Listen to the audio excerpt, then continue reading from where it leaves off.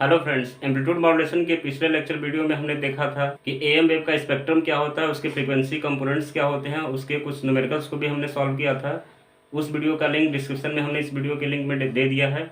आज के पीसी के इस लेक्चर 3 में हम बात करेंगे कि एएम सिग्नल को ट्रांसमिट करने के लिए कितनी पावर की रिक्वायरमेंट पड़ेगी या पड़ती है, या फिर हम कह सकते हैं कि एएम सिग्नल जब ट्रांसमिट की जाती है तो वह कितनी पावर लॉस करती है। तो आज की हमारे टॉपिक है power required, power dissipation in am transmission, यानी कि एएम ट्रांसमिशन करने के लिए कितनी पावर की रिक्वायरमेंट पड़ेगी या कितना पावर या डिसिपेट करेगा एएम ट्रांसमिटेड एएम सिग्नल को ट्रांसमिट करने के लिए। तो हम इसके कुछ फॉर्मूलेज को ड्राइव करेंगे, इसके एक्सप्रेशन को देखेंगे और इस पर बेस्ड जो है कुछ न्यूमेरिकल्स को भी सॉल्व करने की कोशिश करेंगे। तो आइए लेक्चर को स्टार्ट करते हैं। जैसा कि आप जानते होंगे कि एएम सिग्नल का जो इक्वेशन मान होता है वह कुछ इस प्रकार से होता है, S M D equal to A C cos 2 pi F C T plus M A C by 2 cos 2 pi F C plus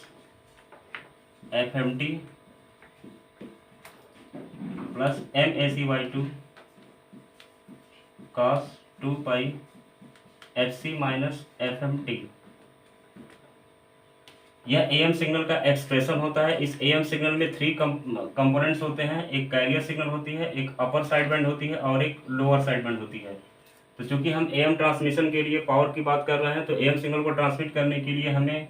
यानी कि हमें इस सिग्नल को ट्रांसमिट करना है, तो इस सिग्नल को ट्रांसमिट करने के लिए कुल ओवरऑल 3 अलग अलग तरह के पावर की रिक्वायरमेंट पड़ेगी। एक कैरियर सिग्नल के लिए अलग पावर होगा, एक अपर साइड बैंड के लिए अलग पावर होगा और एक लोअर साइड बैंड के लिए अलग पावर होगा, क्योंकि इसमें हर सिग्नल का एम्पलीट्यूड मान जो है अलग अलग है। क्योंकि इसमें अपर साइड बैंड और लोअर साइड बैंड का एम्पलीट्यूड मान जो है M A C by two same है, यानी एक ही मान है। इसलिए अपर साइड बैंड और लोअर साइड बैंड को ट्रांसमिट करने के लिए एक ही तरह की पावर की रिक्वायरमेंट पड़ेगी, एक ही टाइप या एक ही वैल्यू की, जबकि कैरियर सिग्नल के लिए डिफरेंट वैल्यू के पावर की रिक्वायरमेंट पड़ेगी। तो आइए देखते हैं कि इन तीनों सिग्नलों को ट्रांसमिट करने के लिए कितनी पावर की रिक्वायरमेंट पड़ेगी। तो जैसा कि हम जानते हैं कि इस एएम सिग्नल में जो है 3 तरह के सिग्नल है। पहली सिग्नल है कैरियर सिग्नल, दूसरी सिग्नल है अपर साइड बैंड और तीसरी सिग्नल है lower side band. Carrier signal का जो एम्पलीट्यूड मान है वह एसी है, अपर साइड बैंड का जो एम्पलीट्यूड मान है वह एम ए सी बाई 2 है और लोअर साइड बैंड का भी जो एम्पलीट्यूड मान है वह एम ए सी बाई 2 है। तो चूंकि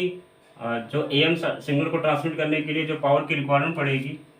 तो इसके लिए एक फॉर्मूला होता है कि जो पावर की रिक्वायरमेंट पड़ती है वो डायरेक्टली जो होते हैं वोल्टेज स्क्वायर या करंट स्क्वायर के प्रोपोर्शनल होती है।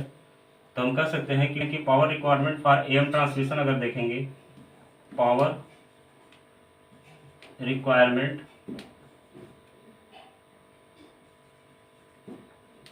फॉर एएम ट्रांसमिशन अगर देखें ट्रांसमिशन, तो चूंकि फॉर्मूला होता है कि इसके लिए जो पावर रिक्वायरमेंट पड़ेगी, power is directly proportional to इसके वोल्टेज स्क्वायर के टर्म में होता है। वोल्टेज वह इंडिकेट करता है कि सिग्नल का एम्पलीट्यूड यानी सिग्नल का एम्पलीट्यूड वोल्टेज के टर्म में कितना है। तो इस फॉर्मूले को अगर अप्लाई करते हुए इसको सॉल्व करने की कोशिश करें, तो चूंकि इस एक्सप्रेशन में जो है कैरियर सिग्नल और अपर side band lower side band का जो एम्पलीट्यूड मान है वह एसी के टर्म में है, ए के टर्म में है। तो अगर इसको अगर हम वोल्टेज के टर्म में अगर कन्वर्ट कर दें, यानी कैरियर सिग्नल को एसी के रूप में ना लिख करके अगर वीसी के रूप में लिखें, यानी कि अगर कैरियर सिग्नल को यहाँ पर कैरियर सिग्नल की एम्पलीट्यूड को अगर हम एसी की जगह पर अगर वीसी के रूप में इंडिकेट करें वोल्टेज के टर्म में, उसी प्रकार अपर साइड बैंड का जो एम्पलीट्यूड मान है उसके मान को जो है एम भी एसी ना लिख करके वीसी बाई 2 लिखें अगर, और लोअर साइड बैंड का भी जो एम्पलीट्यूड मान होगा उसको भी अगर एम वी सी बाई 2 के अगर टर्म में लिखें, तो पावर रिक्वायरमेंट जो पड़ेगी, पावर रिक्वायरमेंट ये हो जाएगा कि यहाँ पर P is directly proportional to, अगर कैरियर के लिए देखेंगे फॉर कैरियर सिग्नल के लिए, तो पावर रिक्वायरमेंट जो होगी वो P is proportional to V square के टर्म में होता है। तो V यहाँ पर VC हो जाएगा, यानी VC स्क्वायर के टर्म में हो जाएगा। तो इसको अगर एक्सटेंड करेंगे तो यहाँ पर एक कांस्टेंट की रिक्वायरमेंट पड़ेगी। अगर हम कांस्टेंट को K के रूप में ले लेते हैं तो P इक्वल टू हो जाएगा K VC स्क्वायर। तो ये कैरियर के लिए जो है पावर हो जाएगा। उसी प्रकार अपर साइड बैंड के लिए अगर देखेंगे, तो अपर साइड बैंड का जो मान हो जाएगा P equal to P is proportional to voltage square, यानी कि M V C square by 2 का प्रोपोर्शनल हो जाएगा। तो इसका मान हो जाएगा एम वी सी बाई 2 का स्क्वायर, और इसको अगर एक्सटेंड करेंगे तो इसकी जो वैल्यू जाएगी, एक कांस्टेंट लेते हैं के, ये 2 हो जाएगा M square V C square by 4। तो यह जो पावर हो जाएगी वो अपर साइड बैंड के लिए हो जाएगी, और यह जो पावर जो है वो कैरियर के लिए है। इसी प्रकार अगर लोअर साइड बैंड के लिए अगर कैरियर पावर तो देखें, तो लोअर साइड बैंड के लिए अगर पावर देखेंगे तो power for lower side band, तो इसकी वैल्यू हो जाएगी MVC² MVC/2 का स्क्वायर। तो इसका जो एग्जैक्ट मान आ जाएगा PLSB इक्वल टू हो जाएगा कांस्टेंट K हो जाएगा, इसका भी मान आएगा MKM²VC²/4। तो AM सिग्नल को ट्रांसमिट करने के लिए वोल्टेज के टर्म में कैरियर सिग्नल के लिए पावर जो होगा उसके लिए रिक्वायर्ड पड़ेगा KVC²। अपर साइड बैंड के लिए जो पावर रिक्वायर्ड पड़ेगा वो KM²VC²/4 होगा, और लोअर साइड बैंड के लिए जो पावर रिक्वायरमेंट होगा वो KM²VC²/4 होगा। और ओवरऑल AM सिग्नल को ट्रांसमिट करने के लिए ओवरऑल सिग्नल के ट्रांसमिशन को देखेंगे कुल कितनी पावर की रिक्वायरमेंट पड़ेगी, यानी कि टोटल पावर रिक्वायर्ड फॉर देखें, power required for AM signal for AM transmission. तो अगर टोटल पावर को अगर काउंट करेंगे तो टोटल पावर जो होगा PT इक्वल टू 3 तरह की पावर की रिक्वायरमेंट पड़ेगी। एक हो जाएगी कैरियर के लिए पावर, दूसरी होगी अपर साइड बैंड के लिए पावर, और तीसरी होगी लोअर साइड बैंड के लिए पावर। और इन तीनों की वैल्यूज अगर यहाँ पर हम पुट डाउन करेंगे तो जो टोटल पावर की रिक्वायरमेंट पड़ेगी उसकी वैल्यूज हो जाएगी KVC² plus KM²VC²/4 plus KM²VC²/4। तो इसको अगर सॉल्व करेंगे तो इन तीनों में से अगर KVC² को कॉमन ले लिया जाए तो इसका जो मान होगा 1 प्लस यहाँ पर इसकी जो वैल्यू हो जाएगी M²/4 प्लस M²/4, और यहाँ पर KVC² को सेम टू सेम अगर रहने दें तो इसकी जो वैल्यूज हो जाएगी 1 प्लस, चूँकि 2 बार M²/4 है तो इसका मान हो जाएगा M²/2।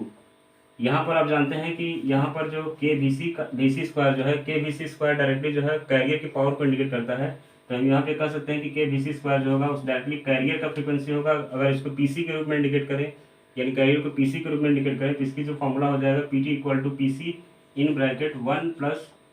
M²/2। तो अगर इसको डार्क लाइन में अगर इंडिकेट करें तो PT का जो फॉर्मूला हो जाएगा PC in bracket 1 plus M²/2।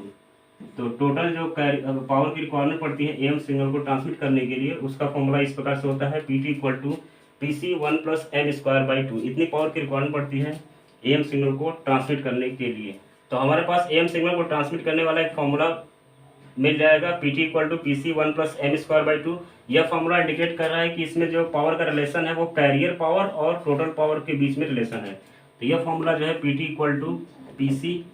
In bracket 1 plus M²/2 जो है यह सिर्फ इंडिकेट करता है कि कैरियर पावर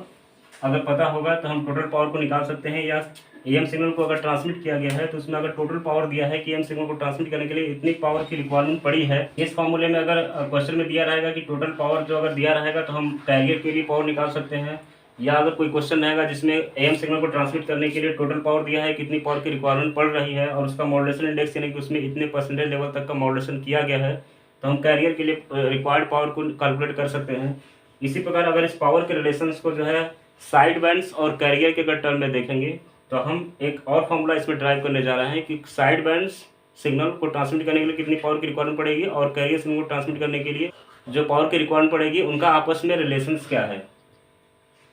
तो यहाँ पर एक रिलेशन ड्रॉ करते हैं,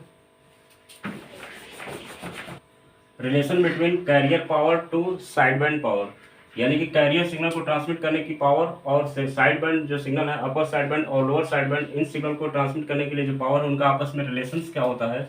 तो चूंकि हम जानते हैं कि जो साइड बैंड्स होता है, साइड बैंड्स इसमें दो सिग्नल्स होती है, एक अपर साइड बैंड होती है और एक लोअर साइड बैंड होती है। तो अगर साइड बैंड के लिए पावर को अगर देखेंगे तो पावर फॉर SB अगर देखेंगे तो इसका फॉर्मूला जो हो जाएगा पावर फॉर USB हो जाएगा प्लस पावर फॉर LSB हो जाएगा।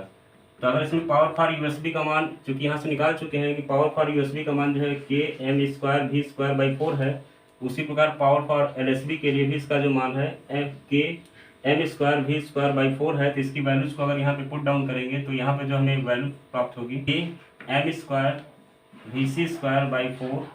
Plus KM² VC²/4। और इन दोनों में जो है K और VC अगर स्क्वायर अगर कॉमन ले लेते हैं तो K VC² अगर कॉमन ले लेंगे तो हमारे पास जो वैल्यू जाएगा M²/4 प्लस N²/4 हो जाएगा। तो इसका जो ओवरऑल मान जो हो जाएगा K VC², तो यहाँ पर जो मान आएगा M²/2 हो जाएगा। यहाँ पर K VC² जो है इंडिकेट कर रहा है कि यह कैरियर के लिए पावर है, K VC² कैरियर के लिए है, तो हम लिख सकते हैं सिंपली इसे PC इन ब्रैकेट M²/2। तो हम इस प्रकार देखते हैं कि साइड बैंड्स की पावर और कैरियर के लिए पावर का जो रिलेशन होता है वह कुछ इस प्रकार से होता है, PSV = PC in bracket M²/2। तो यह रिलेशन बेसिकली होता है साइड बैंड्स और कैरियर के लिए पावर का आपस में। और चूंकि हम जानते हैं कि साइड बैंड जो होता है वो अपर साइड बैंड और लोअर साइड बैंड दोनों को इंडिकेट करता है, तो इस प्रकार हम कह सकते हैं कि जो अपर साइड बैंड होता है, अपर साइड बैंड वह साइड बैंड का हाफ पोर्शन होता है, क्योंकि साइड बैंड में दो पार्ट्स होते हैं, अपर साइड बैंड और लोअर साइड बैंड। चूंकि दोनों साइड बैंड्स का एम्पलीट्यूड मान सेम होता है MAC/2 या MVC/2, तो इसलिए हम कह सकते हैं कि साइड बैंड्स में जो अपर साइड बैंड है वह साइड बैंड्स का हाफ होगा, उसी प्रकार लोअर साइड बैंड जो होगा वो भी SB का हाफ होगा। तो upper side band equal to लिख सकते हैं SB/2 या इक्वल टू लिख सकते हैं LSB। तो अगर इस तरह के वैल्यूज को अगर यहाँ पे रखने की कोशिश करें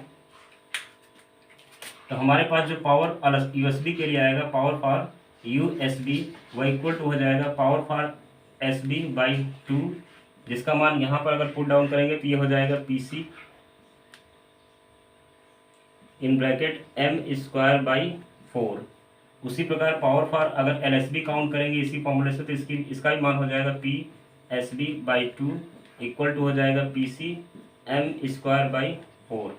इस प्रकार जो है साइड बैंड्स और कैरियर के पावर में रिलेशन इस तरह का होता है, और अपर साइड बैंड्स और कैरियर के बीच में रिलेशन यह होता है, और लोअर साइड बैंड और कैरियर के बीच में रिलेशन ये होता है PC M²/4। तो हमारे पास जो है कुल पावर्स के लिए कुल कई प्रकार के फॉर्मूलेस यहाँ पर मिल चुके हैं। एक टोटल पावर और कैरियर के टर्म में